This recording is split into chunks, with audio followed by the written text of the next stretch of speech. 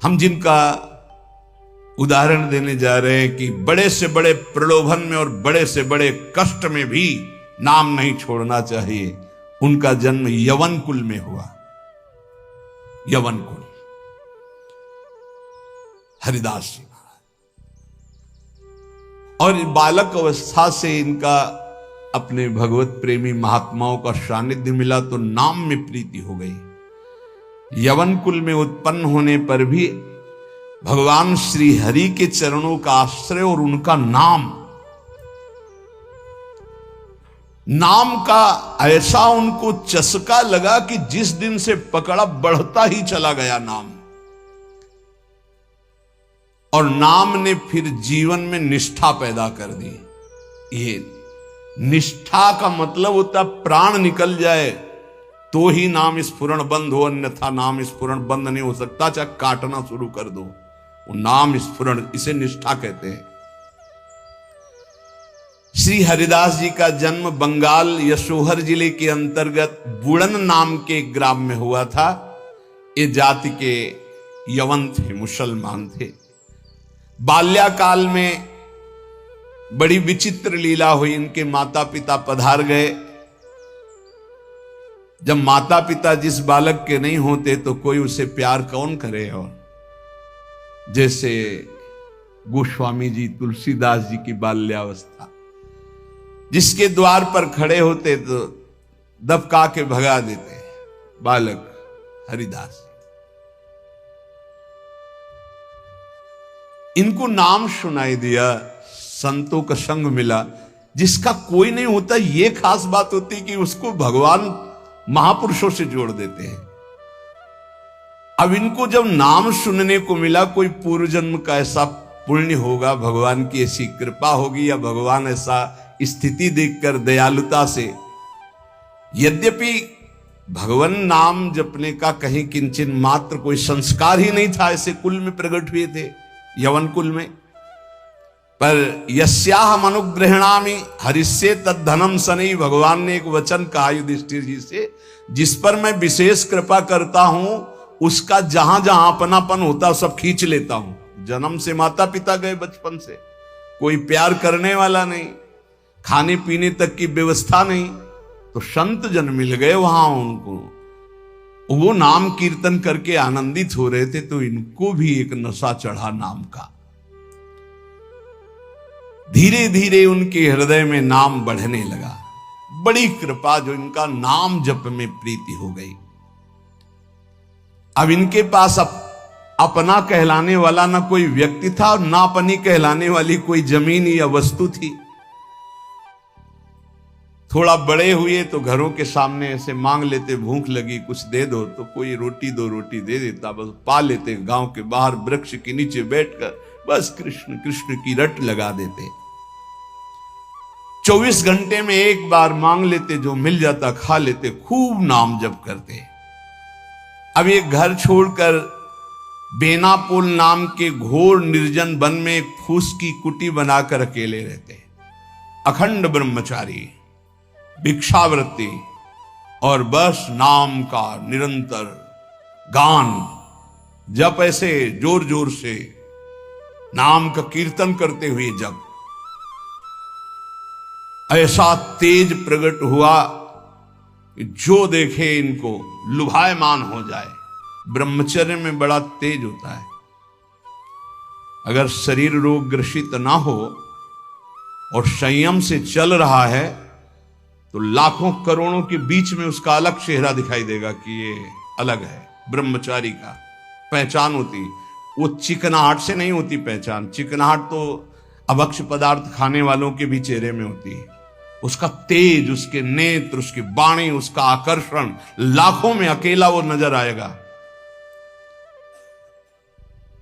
आजकल के 13-14 वर्ष के नए नए बच्चे ऐसे गंदी वासनाओं के शिकार हो रहे हैं, बड़ा हृदय पीड़ित होता है। छोटे छोटे बच्चों को गलत शिक्षाएं बच्चों से मिल गई या मोबाइल से मिल गई, सर्वस्व नाश कर रहे। जिस समय लावण्य प्रकाशित होने की नवकिशोर अवस्था, उसी समय नष्ट हो जाते हैं। जो देखता ठाकुर हरिदास जी को प्रभावित हो जाता।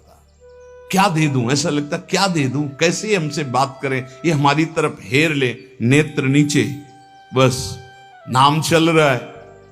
जब भिक्षा के लिए जाते तो प्रभावित होकर लोग, एक समय था कि दबका देते, एक समय था मांगने से एक आध रोटी, लोग हाथ जोड़े खड़े रहते, हमसे ले, हमारे पास बैठ के पालो।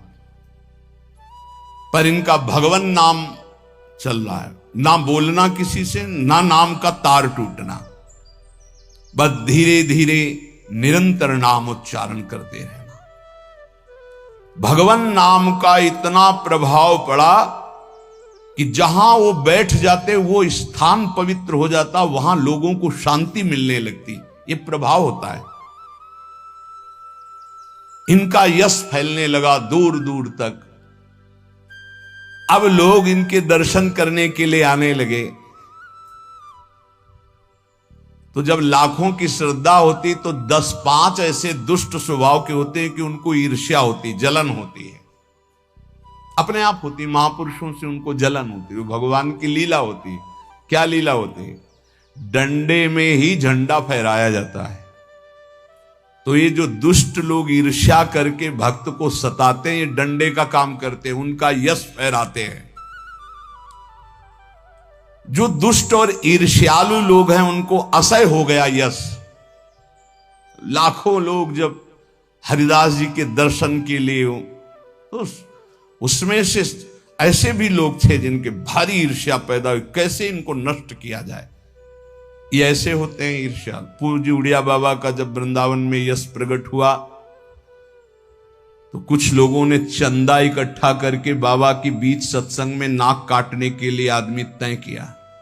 वो आदमी चाकू छुपा के गया प्रणाम करने की मुद्रा, और ऐसे जीव, तो वहां उनके पार्षद जो मोरछली डुला रहे थे बहुत सावधान, तत्काल पकड़ते पकड़ते चावल भर नाक में चाकू चले गए।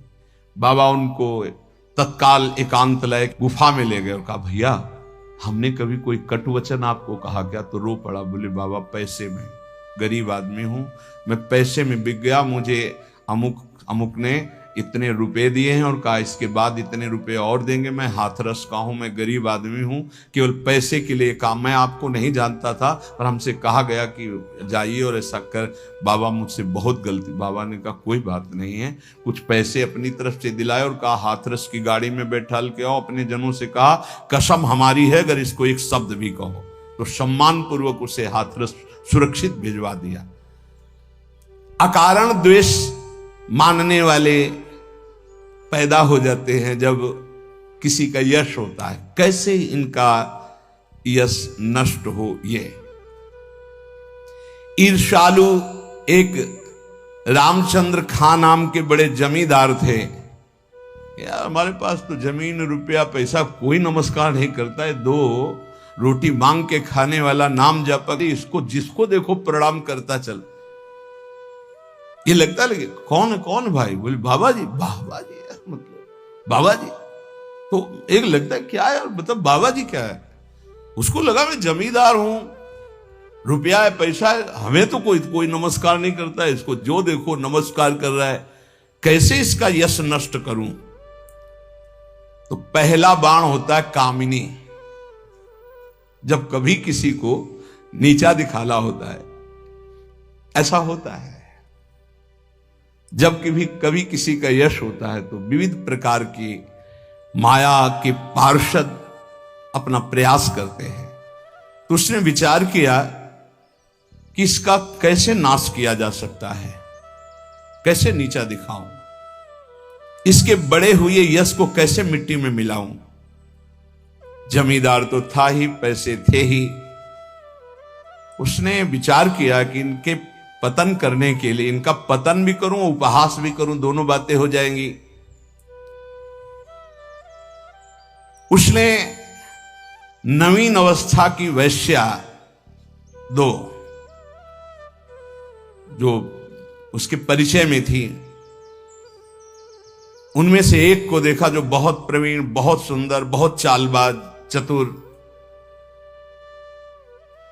उसे कहा जितना रुपया चाहोगे उतना देंगे, बस इनकी कुटिया में जाओ, इनको पतित कर दो, फिर हम अल्लाह मचा देंगे और तुम हां बोल देना। वो पैसे में बिकने वाली उसको तो क्या। पर सीमी की चाप सके को ताशु, बड़ रखवार रमापति जासु। जिसके बड़े रक्षक भगवान है उसको कौन पतित कर सकता है, नीचा दिखा सकता है।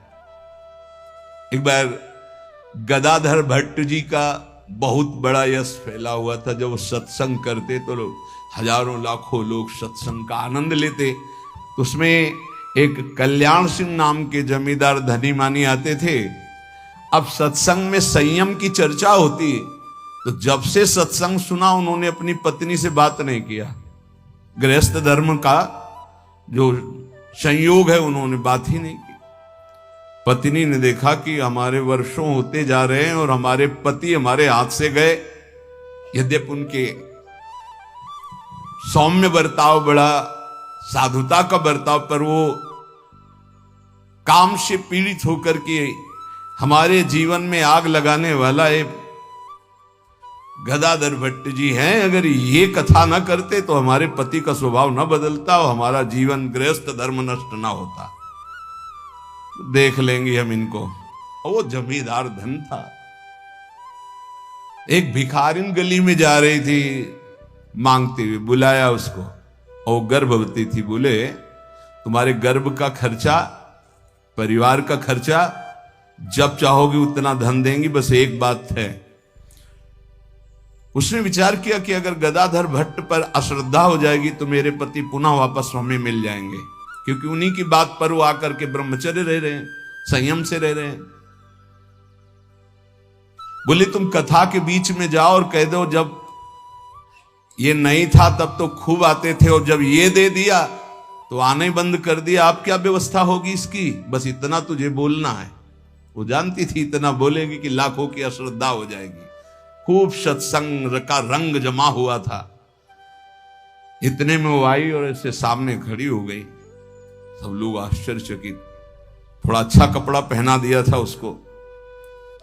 उसने कहा महाराज अब तो प्रवचन में लग गए, जब गर्भ नहीं था तो खूब आते थे और जब गर्भ रह गया तो अब आए नहीं, इसका पालन कौन करेगा। बोले आराम से बैठो, जिसने गर्भ दिया अवश्य पालन करेगा, हर व्यवस्था होगी। बिल्कुल, वो तो कोई आश्चर्य उनको नहीं हुआ। वो समझ गए कि भगवान का कोई खेल है। उनका आराम से बैठो, पक्का जिसने गर्भ दिया उसका पालन करेगा। बोले बातों में मत फुसलाइए, आप समझ रहे ना।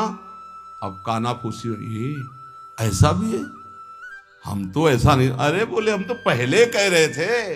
अब उनमें जो तर्क वाले, संशय वाले थे उनके गुट होने लगे, चर्चाएं होने लगी। अब हाहाकार मच गया। तो कुछ तो ऐसे भक्त थे जो प्राण दे दें, तो उनका ऐसा हो ही नहीं सकता, ऐसा नहीं हो सकता। वो एकदम पागल हो गए कि ऐसा नहीं हो सकता। इसके बाद धीरे से सामने से गए, उसको इशारा किया बैग के लिए। वो उठी, पीछे आई। सत्य बोल, अगर सत्य नहीं बोली तो उसने कहा कि हमें क्षमा किया जाए। जब भय चारों तरफ से 50 आदमी श्रद्धालु कि मैं मर सकता हूं लेकिन मार नहीं सकता, ऐसा समझ गई कि मार डाली जाऊंगी। तो उसने कहा एक कोई कल्याण सिंह गए इनमें कथा सुनने वालों में, तो राजपूत थे तो तलवार सब। हाँ मेरा नाम। बोले तो आपकी पत्नी ने इतनी हमको स्वर्ण मुद्राएं दी है और इतनी बाद में देने, केवल ये बोलने को कहा था, सो मैं बोल चल सभा में बोल। सभा में बुलवाया और भागे अपनी पत्नी के। गदाधर भट्ट जी ने कहा यही कथा सुना। अरे वो तो विकार से पीड़ित हो रही, तुम तो सत्संगी हो, धैर्य धारण को कुछ नहीं। क्या ये भगवान की अनुकूल प्रतिकूल माया की लीलाएं होती रहती। शांत, पुनः सत्संग शुरू। और कहा मैं वचन दो हमारे सामने कि तुम अपनी पत्नी को एक शब्द भी नहीं कहोगे। और देखो गृहस्थ में संयम का ब्रह्मचर्य रहा जाता है, उसमें अखंड ब्रह्मचर्य नहीं रहा जाता। पानी ग्रहण किया है तो संयम पूर्वक, जितना आप प्यार पूर्वक संयम से ब्रह्मचर्य रहो, फिर गृहस्थ धर्म का समझाया उनको। तो बड़े बड़े महापुरुषों के जीवन में होता है।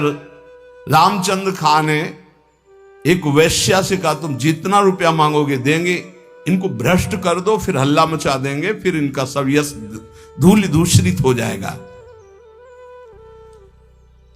पर उनको ये नहीं पता था कि ये भगवान के दास हैं, इनकी सुरक्षा स्वयं भगवान करते हैं। करो सदा तिनके रखवारी, जिम बालक राखे महतारी। जैसे मां दिखाई नहीं दे रही, बालक खेल रहा है, लेकिन पक्का मानिए मां की दृष्टि वही है, अपने बच्चे पे है। कहीं कोई ऐसी बात ना हो जाए जो हमारे बच्चे को दुख हो जाए, वो कार्य करती हुई एक दृष्टि में देखती रहती है। मेरे प्रभु अपने जन को हर समय देखते रहते हैं, हर समय से। जहां मेरा भक्त चरण रखे वहां रखूं मैं हाथ। बस लीला समझ पाना बहुत कठिन है भगवान की। संपूर्ण संसार एक तरफ विरोध करने लगे तो भी भक्त का बाल बांका नहीं हो सकता। जो होगा विधान भगवान की तरफ से होगा। पर नीच पुरुष अपनी नीचता से बाज नहीं आता। उसने 16 वर्षीय वैश्या को, जो बड़ी रूपवती थी, बड़ी प्रवीण थी, चालबाज थी, चतुर थी, उसको खूब श्रृंगारित करके भेजा, जाओ और उनको भ्रष्ट कर दो। जंगल में रहते थे। उसको भी गर्व था कि कोई ऐसा पुरुष पैदा नहीं हुआ जिसको मैं चाहूं और भ्रष्ट न कर सकूं। पर उसको क्या पता था कि परम पुरुष का दास ऐसा होता है। हरिनाम में डूबे हुए श्री ठाकुर हरिदास जी उसकी कुटिया में गए। ठाकुर हरिदास जी ने कृष्ण कृष्ण शांत बैठे हो अपने कृष्ण कृष्ण। बार बार बोलना चाहती, कुछ बात कर, हरे कृष्ण हरे कृष्ण। सुबह से गई, पूरी शाम हो गई, कृष्ण कृष्ण कृष्ण। जहां वो कुछ बात करने को होती, मां हमारा नाम पूरा हो जाए, फिर वहां 1000-2000 नाम थोड़ी, लाखों की संख्या में 3 लाख नाम तो जोर जोर से जपते थे। वो बार बार बैठी उनकी मुख कांति को देखती रहती, बैठी रही। शाम हुई, सोचा रात्रि में बात तो हो ही जाएगी। वैसे तो 3 लाख नाम जप करके फिर लघु शंका आदि कभी उठते, आज उठे ही नहीं, पूरी रात्रि भी नाम चल रहा है। वैश्या फिर गई, श्रृंगार वंगार करके फिर दोबारा आई, फिर नाम कीर्तन। जब बीच में बोलने की बात करती तो हरे कृष्ण कृष्ण। कितनी कृपा वैश्या के ऊपर। ऐसे महापुरुष को बराबर देख रही, उनका नाम सुन रही। तीसरे दिन एकदम विचलित होकर के, आप हमसे बात क्यों नहीं करते? रुके, हाथ जोड़ा और कहा आपसे अच्छे से बात करूंगा। हमारी नाम जप की अभी संख्या पूरी नहीं हुई, उसको पूरी हो जाना। ऐसे अमृतमय वचन की हृदय एकदम हाय मच गया। ये क्या? वैसे मैं पापनी हूं, नीच हूं, गंदा आचरण करती हूं, ऐसे महापुरुष के लिए गंदी बात सोच रही। 3 लाख नाम की फिर तार चल पड़ा। हरे कृष्ण। उच्च स्वर से रोने लगी वो, शुरू हो गई हरे कृष्ण हरे कृष्ण। साथ में हरिदास जी ने देखा, हा अब क्या महापुरुषों का प्रभाव। हरिदास जी अब बोले, हा अब बात कर सकती। तो बात करने लायक ले रह गई थी। अश्रु प्रवाह चल रहा था और कृष्ण नाम चल रहा था।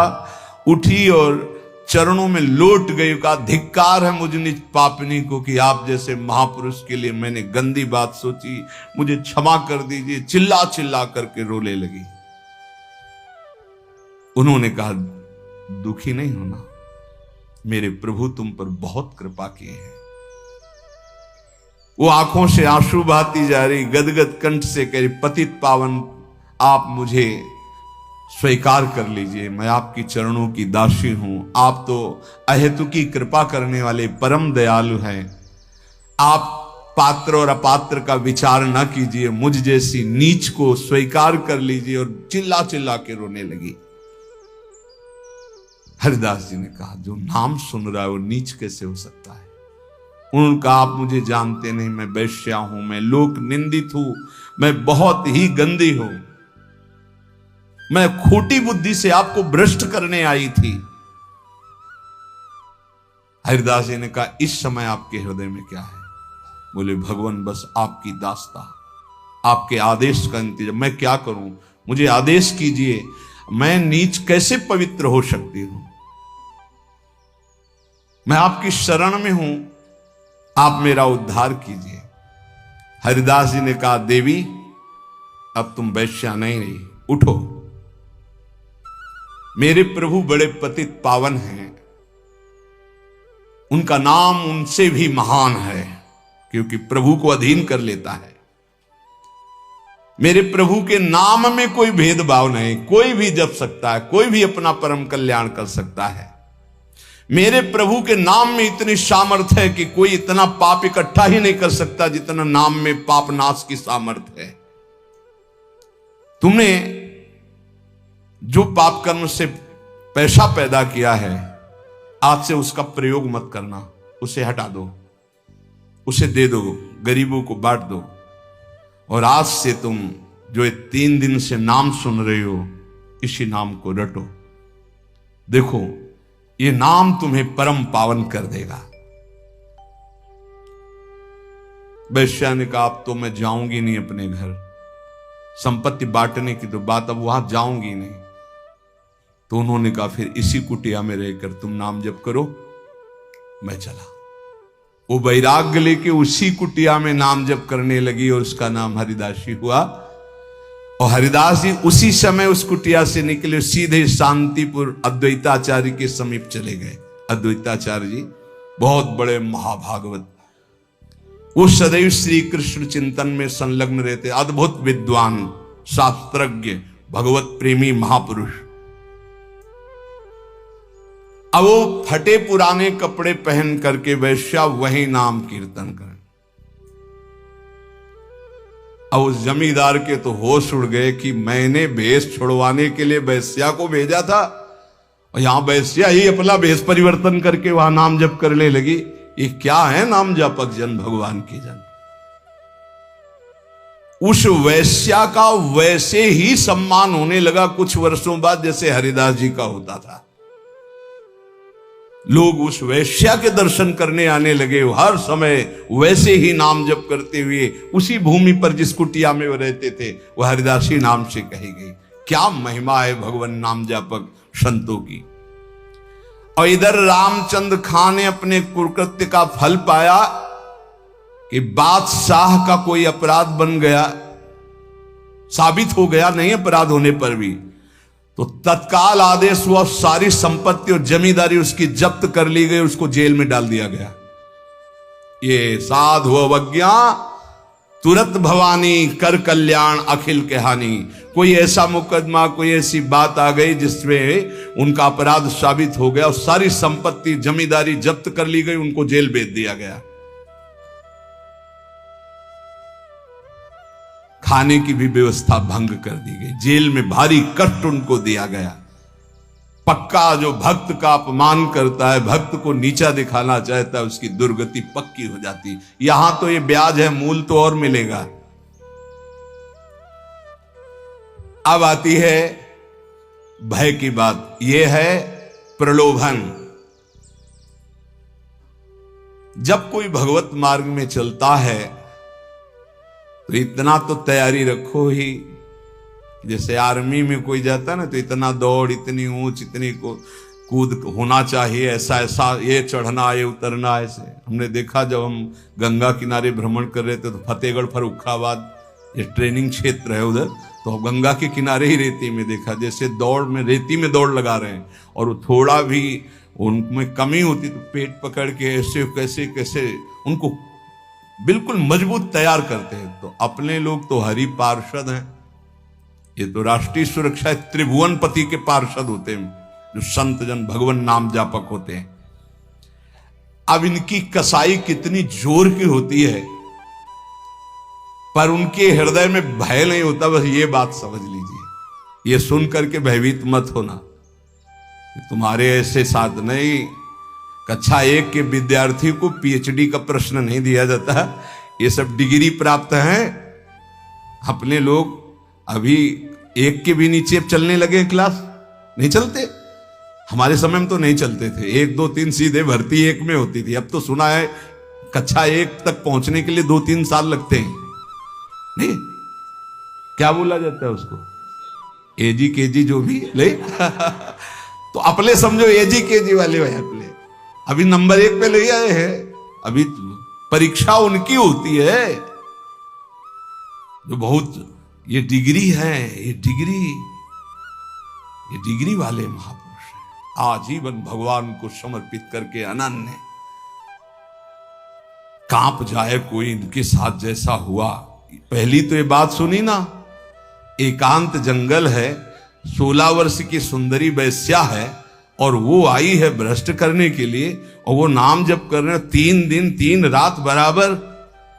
एक बार भी, क्या मन है इनका, क्या है स्थिति इनकी, यह है भगवान के शरणागत की। जब तब भजन पूजन लौकिक पारलौकिक सब प्रकार के कार्यों में फल प्रदान करने के लिए विश्वास प्रधान है, विश्वास होना अति अनिवार्य है। जिस पर जैसा विश्वास जम जाता है उसको वैसा ही फल मिलता है। साधना का फल विश्वास है। बिन विश्वास भगत नहीं ते बिन द्रवहि न राम, हित ध्रुव जो विश्वास है तभी सुधरे बात। विश्वास है तो असंभव को भी संभव कर देना।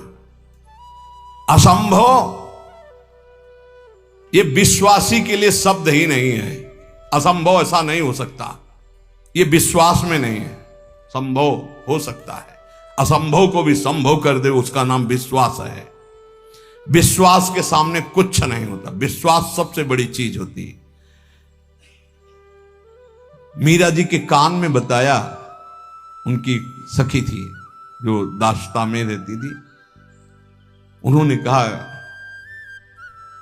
पीना मत, ये गिरधर का चरणामृत कह के आपको दिया गया चरणामृत नहीं है, हलाहल विष है। तो उनका बावरी, कहा है गिरधर का चरणामृत, वचन से कहा है, तो मैं स्वीकार करती हूं मेरे गिरधर का चरणामृत। जय गिरधर गोपाल।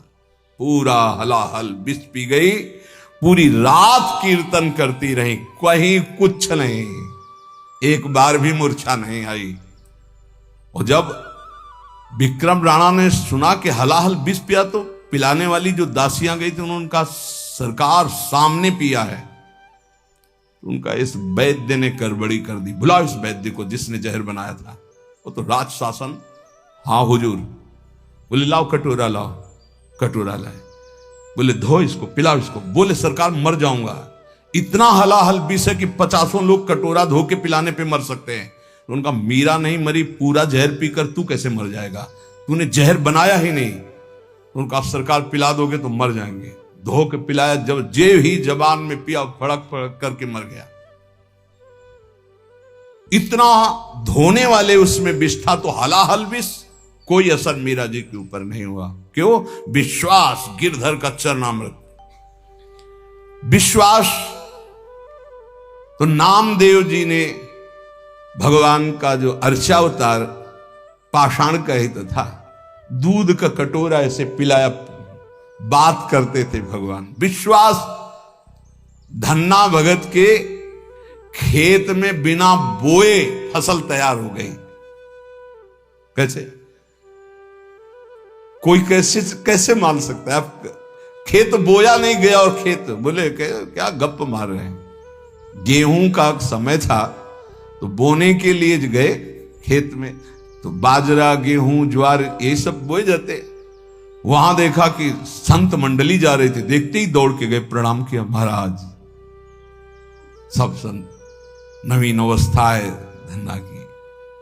हाँ बेटा, अब यहां कुछ होता तो आपको पवा, अगर आप कुछ मिनट बैठो तो मैं बीज बोने के लिए जो अन्न लाया हूं, इसको बाजार से बेचकर कुछ मीठा लाता हूं, आप सबको पवाता हूं। तो बोले जय श्री राम जी की इच्छा। सब बैठ गए कीर्तन करने लगे, गए बाजार से बेच करके आए, पवा दिया। अब पवा तो दिया, घर में पूछा जाएगा कि खेती बोया है, तो उन्होंने खेती को ऐसे जोत कर पहटा लगा दिया और घर बोया है। हाँ, एक दाना नहीं बोया, वो बाजार में बेचकर संतों को पवा दिया। विचार किया कि जब ये होगा कि खेत नहीं जगा तो कह देंगे बीज ठीक नहीं था, वो जगह ही नहीं, तो खेत ही में नहीं गए। 10-15 दिन बाद एक आदमी आया बगल वाला और बोला कैसी तुमने उसमें पावर लगाया है, खाद डाली कि एकदम हम लोगों के ऐसे खेत नहीं जगे जैसे तुम्हारा जगह है। बोले मजाक मत करो। बोले पक्का देखो तो जाके। देखा तो उन्होंने कहा हमने तो संतों के उदर में बोया था, खेत में कहां से जग गया। इसके बाद जो फसल पैदा हुई, ये कर तुम अन्यथा कर तुम भगवान की बात। धन्ना भगत के यहां बिना बोए खेत उपजना। और श्री रैदास जी के लिए सिंहासन से उठकर गोदी में आ जाना। काशी के विद्वानों ने, ब्राह्मणों ने निषेध किया कि रैदास जी को ठाकुर जी की सेवा का अधिकार नहीं, रविदास जी को। वो परम पूज्य महाभागवत श्री रविदास जी, बादशाह ने बुलाया, कहा ब्राह्मण लोग कह रहे हैं कि तुम्हें अधिकार नहीं सेवा का, तुम अगर अनाधिकारी सेवा करेगा तो अकाल पड़ जाएगा। तो उनका ऐसा तो नहीं, ठाकुर जी तो सबके हैं, हमारे ठाकुर जी स्वयं प्रसन्न होकर हमसे सेवा लेते हैं। तो उनका तुम्हारी भावना नहीं चलेगी। विद्वान लोग बैठे थे, तो उनका फिर आप ये स्वीकार करें कि ठाकुर जी अगर हमसे सेवा कराना चाहते हैं तो फिर आप क्या कर सकते हैं। बोले ऐसा हो ही नहीं सकता। तो उनका वहां सिंहासन रख दो और आप बुलाओ वैदिक मंत्र से, और हम बुलाएंगे अपने ठाकुर जी को। अगर वो आ जाते हैं गोद में तो मान लें, तुम्हारे पास आ जाते हैं तो आज से सेवा बंद, और हमारे पास आ जाते हैं तो हमारे ठाकुर जी सेवा पक्का। बादशाह ने कहा हाँ ऐसा कैसे हो सकता है, मूर्ति कैसे चल सकती है। तो सभा में बहुत दूर ठाकुर जी विराज, और शुरू किए मंत्र पढ़ना हुआ। तो ठाकुर जी भाववश्य भगवान, ठाकुर जी की तरफ देखा और भाव में भर करके जेवी ऐसे किया तो जैसे छोटा बच्चा दौड़ के आ जाए, ऐसे ठाकुर जी सिंहासन से दौड़ के आए और श्री रविदास जी के गले लग गए। ब्राह्मणों ने फिर कहा ये इन्हीं के ठाकुर हैं, इसलिए कोई तंत्र मंत्र कर दिया, हम अपने ठाकुर विराजमान। बोले विराजमान करो। फिर भी वैसे ही हुआ। तो कह रहे हैं विश्वास का प्रभाव देखो, रैदास जी के लिए स्वयं मूर्ति दौड़कर चल करके आई और गले लग गई। विश्वास करके देखो, उस भोले ब्राह्मण के लिए वृंदावन से गोपाल जी साक्षी देने विवाह की जा रहे हैं। सुना है ना चरित्र। क्योंकि फिर हरिदास जी के चैत्र में बाधा पड़ी। एक ब्राह्मण बूढ़ा था और धनी मानी था, 4 लड़के थे, एक लड़की थी। अपने लड़कों से कहा कि हम तीर्थ यात्रा जाते हैं, 3 में 4 में से एक चलो, सहयोग करो। तो उन्होंने कहा तुम्हें तीर्थ जाना, जाओ, हमारे पास समय नहीं। वो विचार कर रहे थे कि बूढ़ा आदमी तीर्थ कैसे जाऊं। तो पड़ोस का एक गरीब ब्राह्मण का जवान बालक था, वो आया, उसने कहा काहे को सोच रहे हो, क्या बात सोच रहे हो। बोले हम तीर्थ यात्रा करना चाहते हैं। बोले तीर्थ यात्रा तो बहुत बढ़िया बात है भाई, जिसके पास धन है वही कर सकता है, हम कहां से कर सकते हैं। बोले चलो अगर हमारा साथ दे दो तो खान पान का सब खर्चा हम देखेंगे और तीर्थ यात्रा दोनों कर आते। बोले बहुत बढ़िया बात है।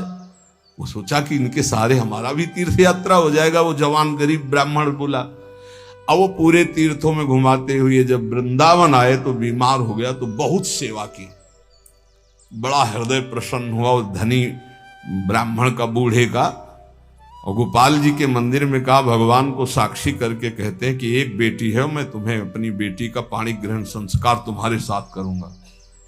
बोले ताऊ देखो झूठ मत बोलना, वैसे तो हमारी कोई इच्छा नहीं थी, अब तुम कह दिए तो हमारी भी मन में ब्याह की इच्छा आ गई।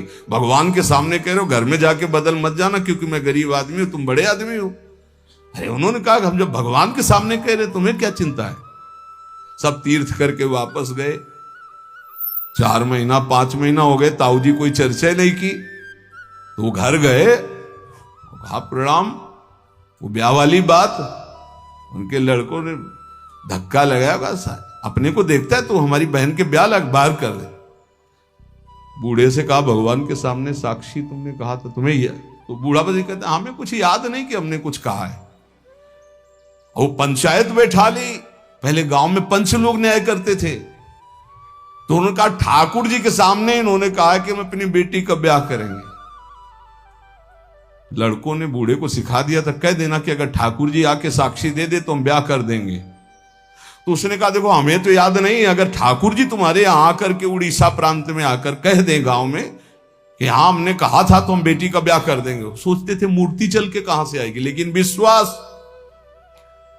अब उसने कि इनके प्रकार जो कुछ संपत्ति थी 1500 रुपए बांधे और वृंदावन आए, क्योंकि जानते थे वृंदावन के ठाकुर को खान पान। गोपाल जी का दर्शन किया, कहा महाराज याद है तुम्हारे सामने वो बूढ़ा ब्राह्मण कहा था हमारा ब्याह का मामला है, साक्षी आप हो। भगवान कुछ नहीं होता।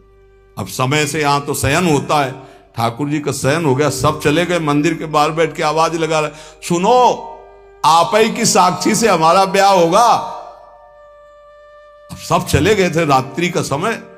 ठाकुर जी ने अंदर से कहा मूर्ति कहीं जाके गवाही देगी? अरे बोले मूर्ति जब बोल सकती तो चल क्यों नहीं सकती है? ठाकुर जी उठ के आए और कहा देखो यार चल तो सकते, हमें खान पान की भी। बोले हमें पता था, आपका स्वभाव पता था कि माखन मिश्री ये सब आपको पसंद है, हमारे पास कुछ रुपया है, हम सब खरीद लेंगे और लेकर चलेंगे। तो बोले जल्दी व्यवस्था करो, रातों रात यहां से निकल चलते। ठाकुर जी देखो तैयार हो गए। बोले चलोगे तुम, हमारे साथ चलना है आपको, तो आगे आगे चलोगे कि पीछे चलोगे? ठाकुर जी ने कहा आगे तो तुम्हें चलना पड़ेगा, पीछे हम चलेंगे। बोले ना आए तो कैसे पता चलेगा आप आ रहे हो? बोले हमारे नूपुरों की ध्वनि सुनाई देगी, पर एक बात है अगर पीछे मुड़ के देख लिया जहां से वहां से हम नहीं जाएंगे। बोले जब नूपुरों की ध्वनि पैर की आहट सुनाई देगी तो हम क्यों देखेंगे पीछे? खवाने पियाने के लिए तो पीछे देख सकते हैं रुक के। बोले हाँ ठीक, बात तय हुई। गोपाल जी चले, कई दिन खवा पिया के ठाकुर जी को भोग लगा के जब गांव के नजदीक रह गया तो उसने देखा कि आ रहे कि नहीं, पीछे देखा ललित त्रिभंगी ठाकुर। ठाकुर जी ने कहा देखो अब तो नहीं जाएंगे। बोले जरूरत भी नहीं, हम सबको बुला के लाते हैं। गांव में हल्ला मचा, वृंदावन से गोपाल जी आए साक्षी देने के, भीड़ लग गई। ब्राह्मण ने कहा अपने लड़कों से कि अब नहीं, अब तो साक्षी देने की जरूरत ही नहीं, भगवान पधार गए और ब्याह। बोले विश्वास का फल देखो, मूर्ति चल करके यहां से उड़ीसा प्रांत जाकर साक्षी देने लगी। विश्वास का फल देखो, भयंकर से भयंकर कष्ट की परिस्थिति में प्रहलाद जी की आह नहीं निकली, और प्रहलाद जी का विश्वास देखो, खंभे से नरसिंह भगवान का अवतार हो गया। ये विश्वास बहुत बड़ी उपलब्धि है साधना की। महात्मा हरिदास जी विश्वास के तो मूर्तिमान स्वरूप हैं। उन्होंने नाम को ही अपना जीवन माना, भगवान निष्ठा उनके हृदय में अटल भाव से थी। बेनापोल की निर्जन कुटिया में उस वैश्या का उद्धार करके उसे हरिदासी बनाकर आप शांतिपुर आ गए अद्वैताचार्य जी के पास। शांतिपुर के समीप ही फुलिया नामक ग्राम में एकांत में छोटी सी फूस की झोपड़ी बनाकर अहरनिश कृष्ण नाम जप रहे थे। उस समय बादशाह यवन ही था और वहां के बड़े बड़े काजी अधिकारी यवन ही थे। भारी अत्याचार उन लोगों का था, यहां तक कि उनके धर्म के विरुद्ध कोई चू नहीं बोल सकता था, सत्ता थी। अब जब वहां काजी को पता चला कि रात दिन ये नाम जप करता है और यवन धर्म से इसका जन्म है, तो उनके मन में आया कि इसको दंड दिलाया जाए कि बड़ा इसका सम्मान हो रहा है। काजियों का ये समझो एक तरह के वो बादशाह ही होते थे, बादशाह उन्हीं के इशारे से चलते थे। गोराई नाम का एक काजी था जो बहुत ही कठोर और कर्कश स्वभाव का था। हरिदास जी का प्रभाव देखकर वो ईर्ष्या से देखता। मतलब कुछ लोग ऐसे देखते हैं कि बस उनके पास जो है वो भस्मासुर वाली ताकत नहीं है कि हाथ धर दे भस्म हो जाए, नहीं तो भक्तों को वो भस्म ही कर दे। ऐसी दृष्टि होती है, वो दृष्टि से पता चलता है। वो हरिदास जी को ऐसे देखता कि कैसे इनको नष्ट कर दूं। और जब उसको ये पता चला कि यवन धर्म के ही हैं, तब तो बढ़िया उसको रास्ता मिल गया। हरिदास जी का प्रभाव दिनों दिन बढ़ता चला जा रहा था। उसने विचार किया कि यवन धर्म के होकर के हिंदू धर्म का नाम ले रहे हैं, ये तो कुफ्र है, काफिर है, ऐसा काजी ने विचार किया। इसे बादशाह के सामने पहले पेश करें, फिर इसको दंड निर्धारित करें। गुराई काजी ने विरुद्ध राज दरबार में अभियोग चला दिया ठाकुर हरिदास जी की। राज आज्ञा हुई तत्काल गिरफ्तार किया जाए, क्योंकि बादशाह यवन था। हथकड़ी बेड़ियों से जकड़ लिए गए ठाकुर हरिदास जी। डरना नहीं, ये डिग्री वालों की बात है, जो उच्च कोटि के महापुरुष हैं। तुम मत सोच लेना कि हम राधा राधा जपेंगे तो, हाँ, ऐसा नहीं। भगवान वो सामर्थ्य देते, जो प्रहलाद जी को सामर्थ्य दी, वही ऐसे भक्तों को सामर्थ्य देते। ऐसा नहीं है कि अपने सामर्थ्यहीनों को ऐसा प्रश्न कर, ऐसा नहीं, डरना नहीं कि भगवान बड़ी भारी परीक्षा लेते हैं। हथकड़ी बेड़ियों से जकड़ लिए गए और इनको पेश किया गया निरपराध हरिदास जी को अपराधी की तरह। बादशाह ने देखा 9 युवक तेज से प्रभावित, मानो पूरा सभा आश्चर्यचकित और आलोकित हो गई हो,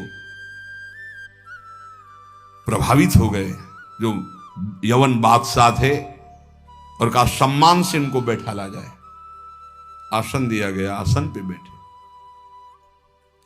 हरिदास जी जब बैठ गए तो बादशाह ने कहा कि आपने स्वाभाविक धर्म परिवर्तन किया है,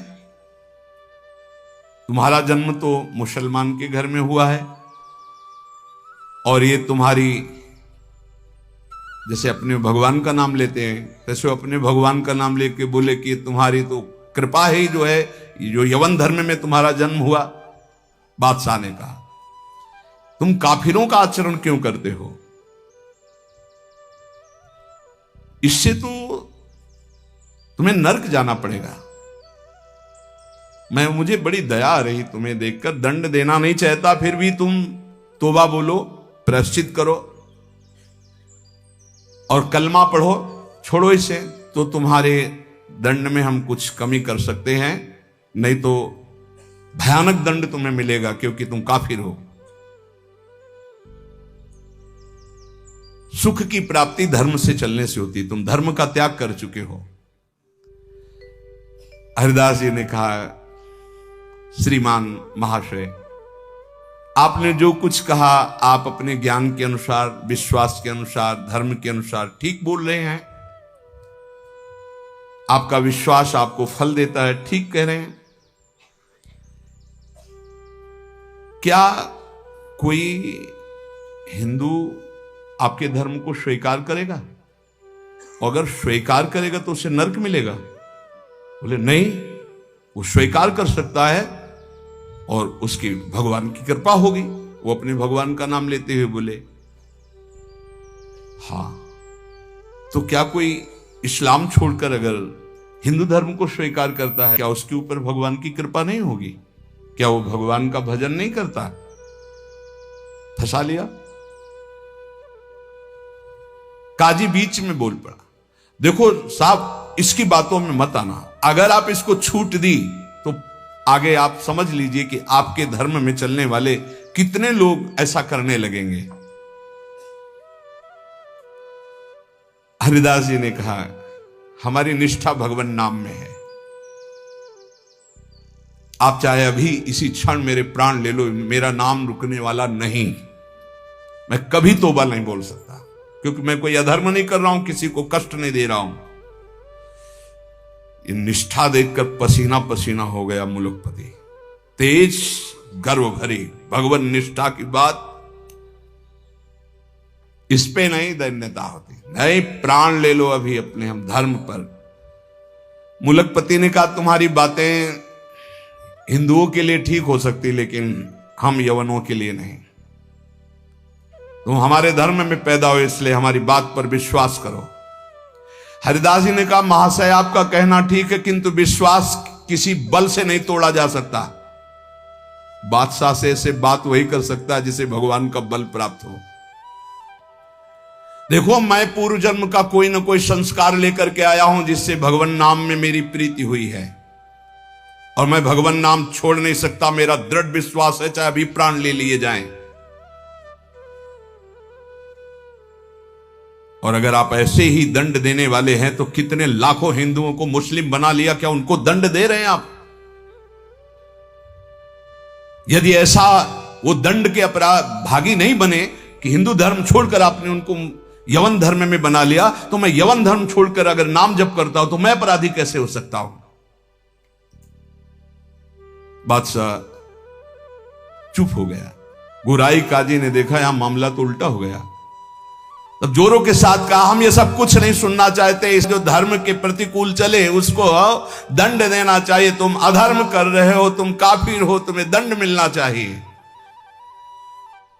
काजी के बोलते ही बादशाह चुप हो गए, ना इधर कुछ बोल पा रहे ना इधर।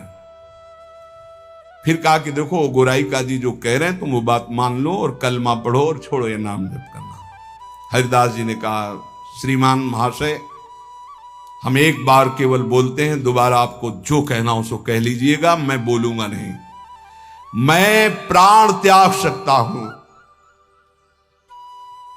पर भगवान नाम नहीं छोड़ सकता। क्या निष्ठा है! आप दंड जो देना चाहे मैं स्वीकार करता हूं, लेकिन नाम नहीं छोड़ सकता। मेरी देह के आप इसी सभा में सैकड़ों टुकड़े कर दिए, हर टुकड़े से निकलेगा कृष्ण कृष्ण कृष्ण, छूटेगा नहीं नाम। मैं तुम्हारे दंड देने से विचलित नहीं हो सकता। मैं हरिनाम को जब तक श्वास है नहीं छोड़ सकता। अब आखिरी मेरी ये बात है, आप चाहे दंड दें या जो चाहे सो करें। निर्भीक उत्तर सुनकर के बादशाह सोच में पड़ गया कि ऐसे महान को क्या दंड दे। गुराई काजी की तरफ देखा। गुराई काजी ने कहा, हुजूर बिल्कुल दया नहीं, दंड चाहिए, नहीं तो फिर बड़ी समस्या आ जाएगी कि अपने धर्म के लोग बहुत से उधर हो जाएंगे, बहुत हानि हो जाएगी, मनमानी लोग करने लगेंगे। मुल्कपति ने कहा, सही पूछो तो मेरे में हिम्मत नहीं है। तुम बोलो दस्तखत हम कर देंगे। क्या दंड दिया जाए तुम बोलो, दस्तखत कर देंगे, लेकिन हिम्मत नहीं कि मैं दंड निर्धारित कर सकूं। गुराई काजी ने कहा, हुजूर मेरी जो अंदर बात आ रही, इसको ऐसा दंड देना चाहिए कि पूरे विश्व में कोई भी इनके विपरीत आवाज ना उठा पावे। क्या क्या दंड निर्धारित किया जाए? प्राण दंड, वो भी ऐसे सीधे प्राण दंड नहीं, 22 बाजारों में कोणों से मार मार कर बेत और कोणों से इसकी जान ले ली जाए, जिससे सब कोई देखे कि धर्म के विरुद्ध चलने वाले को कैसा दंड दिया जाता है। सभी लोग ऐसा देखें और किसी की हिम्मत ना पड़े। मुल्कपति ने दस्तखत कर दिया। ऐसा ही अब तो क्या था, जल्लादों ने तत्काल हाथ बांध दिए महान भगवान नाम जापक के, और वही दरबार से शुरू किया गया। वो कोड़े जो ऐसे लगते कि खाल को खींचते चले जा रहे, घाव पे घाव, हर बाजार में भीड़ में सब जगह ऐसे। ठाकुर हरिदास जी बोलते, हरि बोल, जहां कोड़े लगते हरि बोल, हरि बोल, बलिहार है। क्या हृदय भगवान ने बनाया इन महापुरुषों का कि इतना भयानक पीड़ा और कष्ट के बीच में कभी आह नहीं कहा। पीठ में से रक्त की धाराएं बह रही, रक्त बह रहा है। निर्दयी जल्लाद घावों पर कोड़ों का प्रहार कर रहे, और हरिदास जी के मुख से वही जोर की ध्वनि निकलती, जैसे कोड़ा पड़ता, हरि बोल हरि बोल। धन्य है ये जगत इन्हीं महापुरुषों के नाम कीर्तन से, इन्हीं के यश कीर्तन से आज पावन है। सत्य कहते हैं। इन्हीं महापुरुषों के प्रताप से आज हम कुछ हरि बोल, कृष्ण बोल, राधा बोल सकते हैं। नहीं, हमारी सामर्थ्य क्या, यही सब ये साक्षात भगवत स्वरूप पार्षद अवतरित हुए जो ऐसी सामर्थ्य का दर्शन कराया। ये है भक्ति, ये है निष्ठा, नाम निष्ठा। चेहरे पर तेज और मुस्कुराहट है, जवान पर हरिनाम है, शरीर पर कोड़ों की वर्षा है। जरा विचार कीजिए क्या स्थिति है, क्या स्थिति है। मतलब देखने वाले चीख पड़ते, रो पड़ते, दुख से आंखें बंद कर लेते। अरे ऐसे निर्मम जल्लाद ऐसे महापुरुष को कष्ट दे रहे हैं जो निरपराध, कोई अपराध नहीं किया, लेकिन किसी की हिम्मत क्या कि कोई बोल सके, कोई रोक सके बादशाह के हुक्म के आगे। हरिदास जी की वही मुस्कुराहट, वही आनंद भरा शब्द, हरि बोल, हरि बोल। जल्लाद पीटते चले जाते हैं। 22 बाजारों में घुमा घुमा करके, कोड़ों से मार मार करके, लथपथ मांस के टुकड़े गिर रहे हैं। ऐसे कोड़े मारते कि चिथड़ा हो जाता सरे। जल्लाद आश्चर्य में हो गए कि किस माटी का बना हुआ ये भगत है, एक बार भी उफ नहीं निकला, आह नहीं निकला, हरि बोल, हरि बोल। और जहां वो मारते कोड़े और कहते अब भी कहता है हरि बोल, हरि बोल, तो मुस्कुरा के देखते बोले तेरा भी कल्याण हो गया। क्योंकि वो भी यवन जल्लाद थे। वो गुस्सा में बोलते, अब भी कहता है हरि बोल, हरि बोल, तो कहते तेरा भी कल्याण हो गया, क्योंकि तू भी 2 बार तो हरि हरि बोला, तेरा भी कल्याण हो गया। ऐसे कोड़े चल रहे थे कि 10-5 कोड़ों में ही मृत्यु हो जाए आदमी की। पीठ पर असंख्यों कोड़े, नाम बराबर उच्चारण हो रहा है, कोई मुखारविंद में वेदना नहीं, कोई दर्द की वेदना नहीं। हरिदास जी बीच बीच में भगवान से प्रार्थना करते जा रहे हैं, प्रभु किसी का दोष नहीं, नाथ किसी को दंड मत देना, न इन जल्लादों को, न काजी को, न बादशाह को। प्रभु मेरी प्रार्थना है, किसी को दंड मत देना। प्रभु से बात कर रहे हैं। जो दंड दे रहे हैं उनके लिए वो उसी समय भगवान से प्रार्थना कर रहे हैं कि इनको किसी को कष्ट, क्योंकि पता है प्रभु ये सब भूले हुए लोग हैं, इनके अपराध को आप कभी मानना ही नहीं कि अपराध किया है। कैसे कृपालु भक्त है, जिनके ऊपर प्रहार हो रहा है वो प्रभु से प्रार्थना कर रहे हैं, प्रहार करने वालों को कष्ट मत देना प्रभु, ये बेचारे हैं, ये भूले हुए हैं। महात्मा हरिदास जी आखिरी में हरि बोल कहकर मूर्छित हो गए। उन जल्लादों ने देखा कि नस नाड़ी में कोई धड़कन नहीं, अब ये पधार गए। गोराई काजी ने देखा कि हां ये पधार गए। सहमति हुई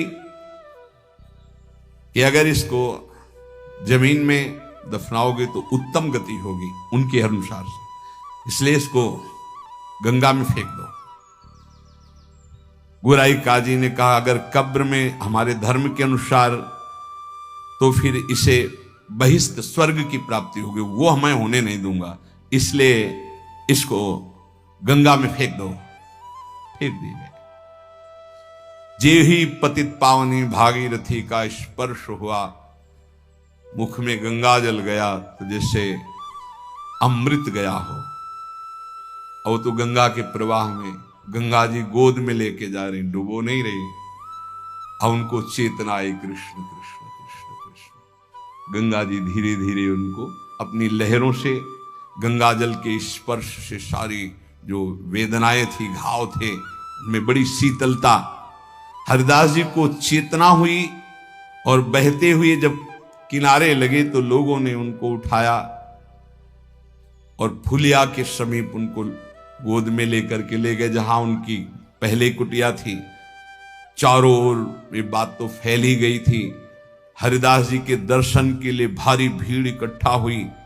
हरिदास जी बैठ करके कीर्तन कर रहे हैं। क्या मतलब, क्या देह है, क्या स्थिति है। इसलिए जैसे भगवान अनंत, उनके भक्त की महिमा अनंत।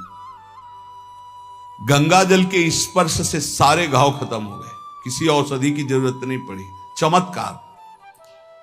जब बादशाह ने सुना कि वो जीवित हो, नाम कीर्तन कर रहे हैं, तो विश्वास ही नहीं हुआ गौराई जी को कि ऐसा हो ही नहीं सकता, ऐसा बिल्कुल नहीं हो सकता, क्योंकि कुछ बचा ही नहीं था, इतनी उनकी मार मारी गई थी, ऐसा हो ही नहीं सकता। बादशाह, गौराई काजी सब देखने के लिए आए।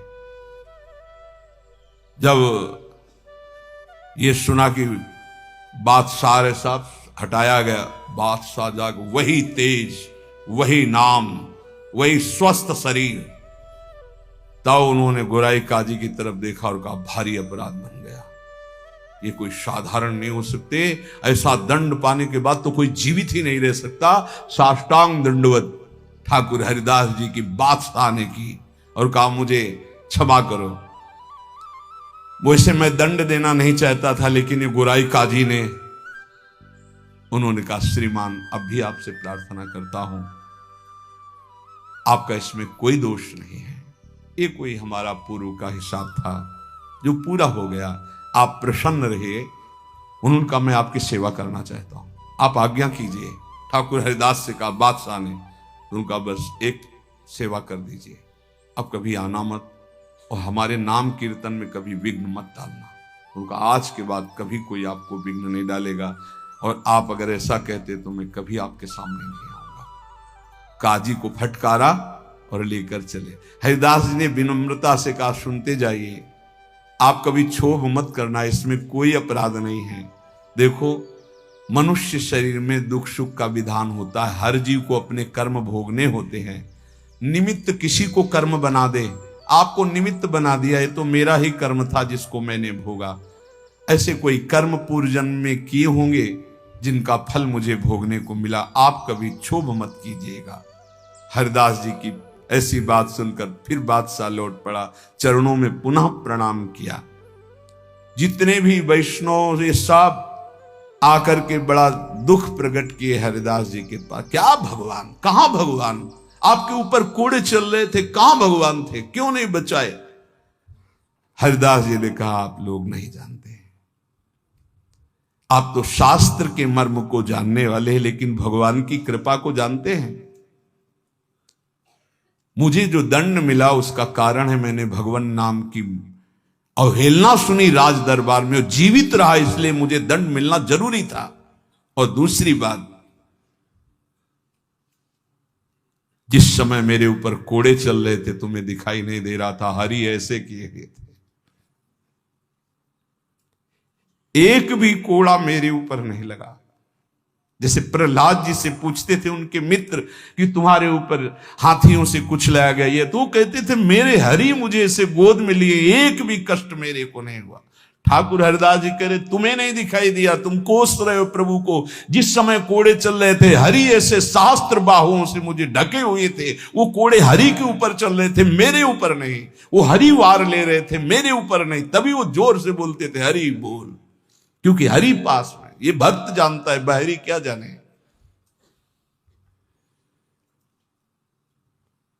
मुझे तो तनिक भी दुख नहीं हुआ, ना क्लेश हुआ।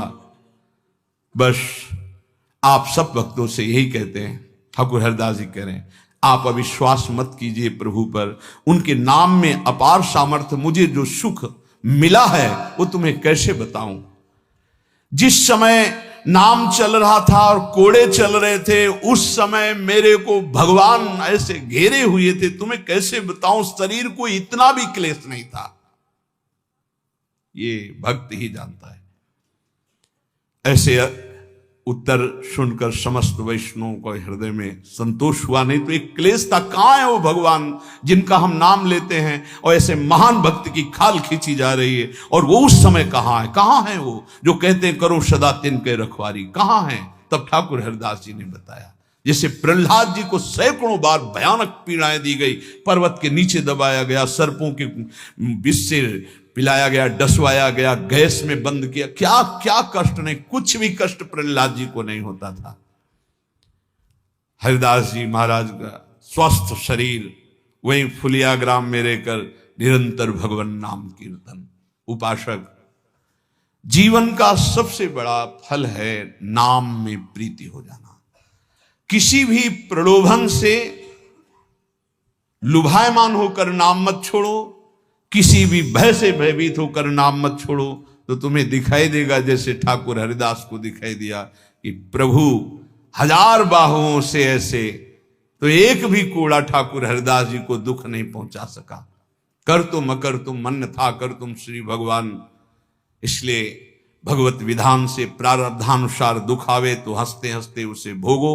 राधा राधा राधा राधा राधा। कभी अविश्वास मत करो कि भगवान कहाँ, जो हमारे दुख की निवृत्ति नहीं कर रहे। नाम जप करोगे तो अपने आप ऐसा ज्ञान हो जाएगा, अपने आप ऐसी स्थिति आ जाएगी, हर दुख सहने की स्थिति आ जाएगी, हर सुख सहने की स्थिति आ जाएगी। सुख सहन घमंड नहीं, हर्ष नहीं, दुख सहन शोक नहीं, व्याकुलता नहीं, अंदर ही अंदर एक परमानंद की अनुभूति नाम से होती है। अभी वो स्फुरित नहीं हुआ, इसलिए मन विषयों में भाग रहा है। जिस दिन हृदय में परमानंद स्फुरित होगा, आप मन दौड़ाना भी चाहेंगे तो नहीं हटा पाएंगे प्रभु के नाम से मन। ऐसा जैसे हृदय शुष्क है तो काम के लिए, भोगों के लिए, वासनाओं के लिए हमारा मन रोकने पे भी नहीं रुकता, भागता है। और जिस दिन निज सुख मिलेगा, भगवदानंद मिलेगा नाम जप से, उस दिन आपके सामने भोग सुखद होंगे संसारिक, और आपको भोगने की इच्छा नहीं होगी, और आपको भोग के लिए प्रेरित किया जाए तो भी आपके मन में घृणा ही होगी, इच्छा ही नहीं होगी। वो निज सुख है। वो जिस समय स्फुरित होता है तब वो त्रिभुवन विजेता हो जाता है। कोई भी लोकांतर का भोग उसे प्राप्त नहीं कर पाता, और वो सुख नाम से मिलता है। नाम जपते जपते परमानंद का अनुभव होता है, दसों दिशाएं आनंदमयी हो जाती हैं। भाव कुभाव अनख आलसहु, नाम जपत मंगल दिश दसहु। इसलिए भाव बने ना बने, श्रद्धा बने ना बने, नाम शुरू करो। ऐसे पकड़ो कि नाम ना छूटे, चाहे प्राण छूट जाए तो जन्म जन्म की बिगड़ी बन जाएगी। भगवान का सानिध्य तुम्हें अनुभव होने लगेगा कि भगवान तुम्हें कितना दुलार कर रहे हैं, प्रिया जो आपको कितना दुलार कर रहे हैं। इसलिए हठ पूर्वक नाम में प्रीति करो, नाम जपने का अभ्यास करो। इसी से सब हो जाएगा, ज्ञान वैराग्य भक्ति प्रेम योग जो चाहोगे सब प्राप्त हो जाएगा। शेष चर्चा आगे। श्री राधा वल्लभ लाल।